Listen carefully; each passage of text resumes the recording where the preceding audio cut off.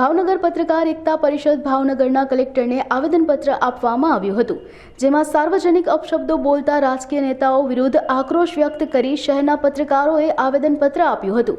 આ ઉપરાંત પત્રકાર વિશે અપશબ્દો બોલનાર વિરુદ્ધ કાર્યવાહી કરવામાં આવે તેવી માંગ કરવામાં આવી હતી। પત્રકાર એકતા પરિષદ ભાવનગર વતી અમે ભાવનગરના પત્રકાર એકતા પરિષદના પત્રકારોએ એક આવેદનપત્ર આપી રજૂઆત કરી છે।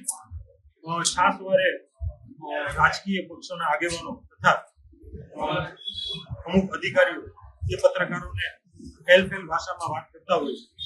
પત્રકારો સ્વમાની છે પત્રકારો, અને પોતાના સ્વમાન માટે થઈને જે સમાજ અને સરકાર વચ્ચેની કડીનું કામ કરે છે અને લોકોનું કામ કરતા હોય છે।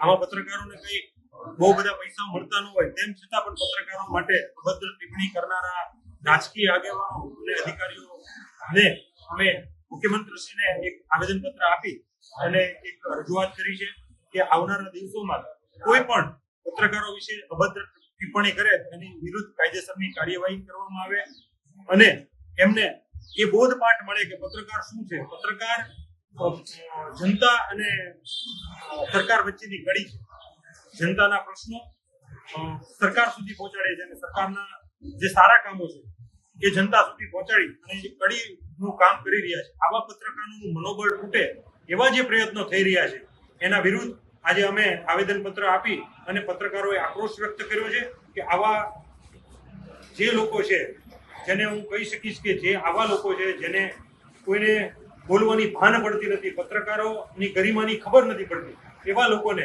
પત્રકારો વિશે બોલતા પહેલા એકવાર વિચાર કરવો જોઈએ અને ન બોલવું હોય તો શાંતિથી પોતાનું કામ કરી રાખે, કારણ કે એ લોકો પણ કોઈ દૂધને ધોયેલા નથી।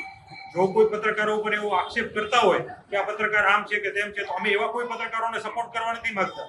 એની સામે જે આક્ષેપ કરનારા છે એને પોતાના ગિરેબાનમાં જોવું જોઈએ કે એ શું છે, એને શું કર્યું છે।